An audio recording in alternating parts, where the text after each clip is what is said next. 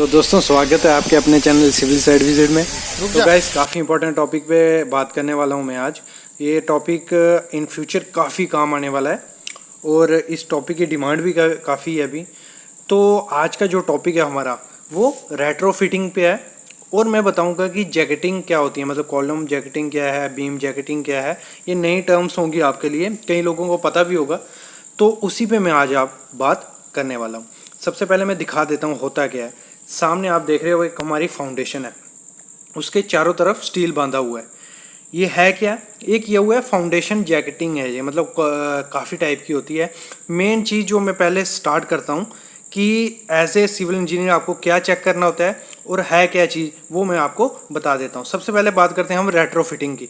Retrofitting होता क्या है? रेट्रोफिटिंग है हमारा जो कोई भी स्ट्रक्चर है, कॉलम है, बीम है, कोई पूरे घर की बात करता हूँ, तो उसको स्ट्रेंथ देने का, मतलब सिस्मिक लोड से सिस्मिक स्ट्रेंथ देना, जहाँ जो आपका सोइल बेरिंग कैपेसिटी स्ट्रक्चर की वो स्ट्रेंथ देना स्ट्रक्चर को, वो हो गया रेट्रोफिटिंग में। मतलब एक हिसाब से घर की ड्यूरेबिलिटी जहाँ उसकी स्ट्रेंथ बढ़ाने के लिए हम क्या करते हैं, पुरानी बिल्डिंग होती हैं वो बनी होती हैं तो 10-15 साल निकल जाते हैं तो उनको बेरिंग कैपेसिटी कम हो जाती है, तो उसमें क्या करते हैं हम उसको बाहर से स्टील जैकेट टाइप पहनाते हैं तो उसको कंक्रीट कर देते हैं। वो हो गया, मतलब रेट्रोफिटिंग में आ गया सब। तो रेट्रोफिटिंग का ही एक पार्ट है जैकेटिंग।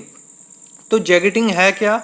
मतलब कॉलम की जैकेटिंग हो गई, फाउंडेशन की। तो सामने आप देख रहे हो जो ये फाउंडेशन की जैकेटिंग की है हमने, कि चारों तरफ उसके क्या करते हैं, स्टील बांध देते हैं और उसके बाद उसको कवर कर देते हैं। तो ये हो गया हमारा जैकेटिंग का प्रोसेस। इसमें काफ़ी होता है, स्टील की जैकेटिंग होती है, कंक्रीट की होती है, एफआरपी की होती है, लेकिन जो सबसे सस्ती है तो वो है स्टील जैकेटिंग। सिंपल प्रोसीजर रहता है इसमें। क्या करते हैं, बाहर उसका कवर तक उसको चिपिंग कर देते हैं, उसके बाद उसको स्टील प्रोवाइड कर देते हैं चारों तरफ और उसके बाद उसको कास्ट कर देते हैं। ये करने की ज़रूरत क्यों पड़ती है जैकेटिंग? काफ़ी ज़्यादा रीज़न है। एक तो कि आपकी बिल्डिंग पुरानी हो गई है तो उसको अच्छी स्ट्रेंथ देने के लिए हम जैकेटिंग प्रोवाइड करते हैं।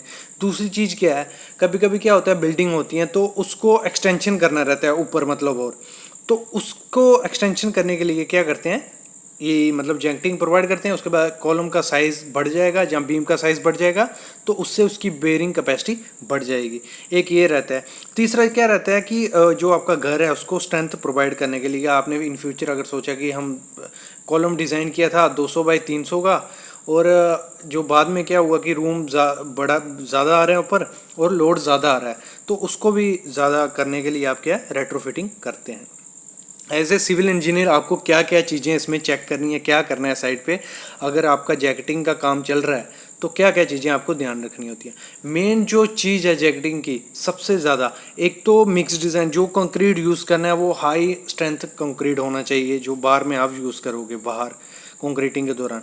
दूसरी चीज़, जो आप इसमें इजेक्ट मतलब डालोगे सरिया स्टील, वो 12 mm से छोटा नहीं होना चाहिए। और उसको इंसर्ट करने के लिए जो यूज़ करना है आपने केमिकल, या तो वो हिल्टी 500 होना चाहिए या आपका फिशर का।